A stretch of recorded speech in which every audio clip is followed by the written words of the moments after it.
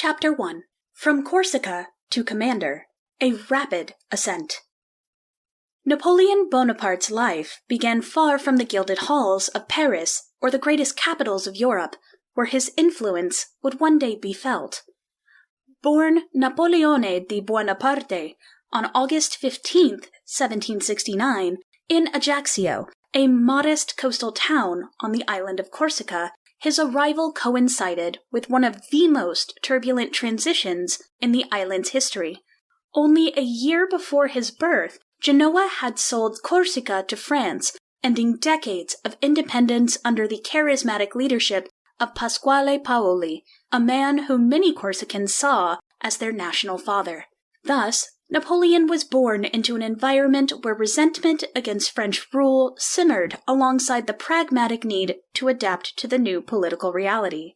This duality, Corsican patriotism and French authority, would haunt and shape Napoleon's sense of identity throughout his formative years. Corsican roots and family identity. The Bonaparte family's place in Corsican society was both privileged and precarious. They traced their lineage to minor Italian nobility, but on the island, their wealth was modest and their social standing limited. Napoleon's father, Carlo Bonaparte, a lawyer by training, proved adept at navigating political shifts. While many Corsicans remained hostile to French domination, Carlo aligned himself with the new administration, even securing a place in the Corsican nobility recognized by Paris. The strategic alignment opened doors for his children that would otherwise have been closed. His maneuvering allowed Napoleon and his siblings to access the opportunities of French schooling, an advantage that would prove decisive in shaping their futures. Napoleon's mother, Letizia Ramolino Buonaparte, was equally influential. A woman of strong character, she managed the family's limited resources with discipline and austerity, instilling in her children habits of resilience and frugality. Known for her stoicism, she became a stabilizing force during times of hardship. Napoleon himself would later say that the firmness and self-control he displayed throughout his career were qualities he inherited from his mother. Corsican identity played a central role in young Napoleon's self-conception. He grew up hearing stories of resistance against foreign rule, particularly the exploits of Paoli, who embodied Corsica's nationalist spirit. For a time, Napoleon idolized Paoli, writing essays and letters that expressed admiration for the dream of Corsican independence. Yet circumstances soon forced him to reconcile this early patriotism with the realities of French power. Early education and outsider status. At the age of 9, Napoleon was sent to mainland France for education, an experience that was as alienating as it was formative.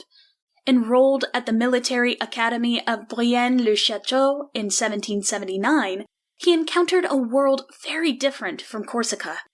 Among aristocratic French boys, his Corsican accent, provincial mannerisms, and modest means marked him as an outsider. He was often ridiculed and isolated. Far from breaking him, however, this marginalization sharpened his resolve to excel. Napoleon immersed himself in study, particularly in mathematics, geography, and history, subjects in which he excelled.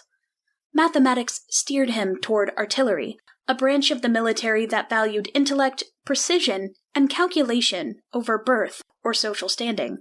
Geography gave him an appreciation of terrain and logistics, elements that would later become hallmarks of his campaigns. History, meanwhile, introduced him to the significant figures of antiquity. Books became his companions. He devoured Plutarch's Lives, which offered vivid portraits of classical leaders such as Alexander the Great, Julius Caesar, and Hannibal. These figures became touchstones for his ambitions, examples of how individual brilliance could alter the course of nations.